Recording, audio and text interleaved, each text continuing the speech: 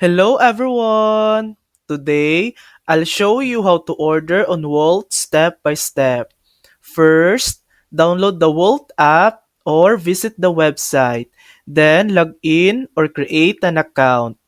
Next, browse restaurants or stores and add your favorite items to the basket. Go to your profile to add a payment method like Apple Pay, Edenred, and Klarna. Add your delivery address and write any special instructions for the courier. At checkout, review your order, set delivery time, and add a tip if you like.